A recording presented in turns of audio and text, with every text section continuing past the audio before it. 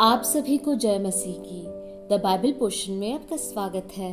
हमारा आज का वचन है दानिएल की पुस्तक 11वां अध्याय वचन 21 से 45।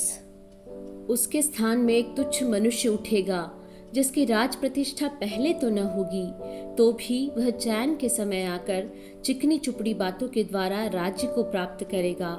तब उसकी भुजा रूपी बाढ़ से लोग वरन वाचा का प्रधान भी उसके सामने से बहकर नष्ट होंगे, क्योंकि वह उसके संग वाचा बांधने पर भी छल करेगा और थोड़े ही लोगों को संग लिए हुए चढ़कर प्रबल होगा। चैन के समय वह प्रांत के उत्तम उत्तम स्थानों पर चढ़ाई करेगा, और जो काम न उसके पुरखा और न उसके पुरखाओं के पुरखा करते थे उसे वह करेगा, और लूटी हुई धन संपत्ति उनमें बहुत बांटा करेगा। वह कुछ काल तक दृढ़ नगरों के लेने की कल्पना करता रहेगा।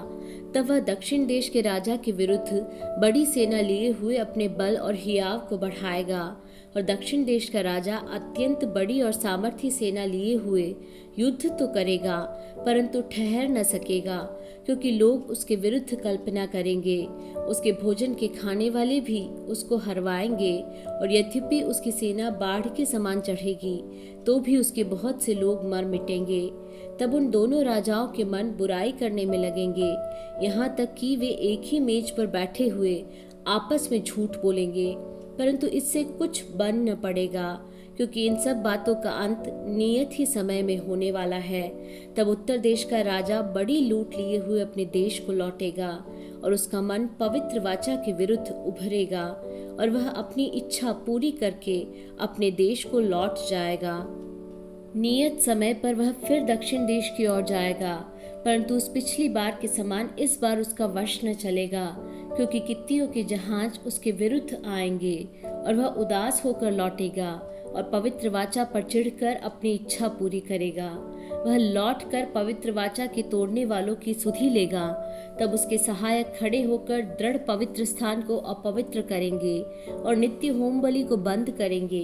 वे उस घृणित वस्तु को खड़ा करेंगे जो उजाड़ करा देती है, और जो लोग दुष्ट होकर उस वाचा को तोड़ेंगे उनको वह चिकनी चुपड़ी बातें कह कह कर भक्तिहीन कर देगा। परंतु जो लोग अपने परमेश्वर का ज्ञान रखेंगे वे हियाव बांध कर बड़े काम करेंगे। लोगों के सिखाने वाले बुद्धिमान जन बहुतों को समझाएंगे, तो भी वे बहुत दिन तक तलवार से छिद कर और आग में जलकर और बंधुए होकर और लुट कर बड़े दुख में पड़े रहेंगे। जब वे दुख में पड़ेंगे तब थोड़ा बहुत संभलेंगे, परंतु बहुत से लोग चिकनी चुपड़ी बातें कह कह कर उनसे मिल जाएंगे, और सिखाने वालों में से कितने गिरेंगे और इसलिए गिरने पाएंगे कि जांचे जाए और निर्मल और उजले किए जाए। यह दशा अंत के समय तक बनी रहेगी, क्योंकि इन सब बातों का अंत नियत समय में होने वाला है। तब वह राजा अपनी इच्छा के अनुसार काम करेगा और अपने आप को सारे देवताओं से ऊंचा और बड़ा ठहराएगा, वरन सब देवताओं के परमेश्वर के विरुद्ध भी अनोखी बातें कहेगा। जब तक परमेश्वर का क्रोध शांत न हो जाए तब तक उस राजा का कार्य सफल होता रहेगा, क्योंकि जो कुछ निश्चय करके ठना हुआ है वह अवश्य ही पूरा होने वाला है। वह अपने पुरखाओं के देवताओं की चिंता न करेगा, न स्त्रियों की प्रीति की कुछ चिंता करेगा, और न किसी देवता की, क्योंकि वह अपने आप ही को सबों के ऊपर बड़ा ठहराएगा। वह अपने राजपद पर स्थिर रहकर दृढ़ गढ़ों ही के देवता का सम्मान करेगा, एक ऐसे देवता का जिसे उसके पुरखा भी न जानते थे। वह सोना, चांदी, मणि और मन भावनी वस्तुएं चढ़ाकर उसका सम्मान करेगा।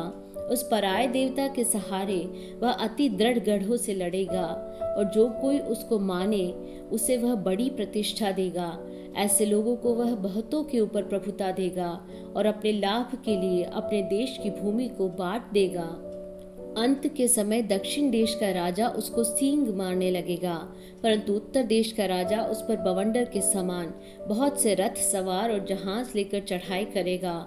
इस रीति से वह बहुत से देशों में फैल जाएगा और उनमें से निकल जाएगा।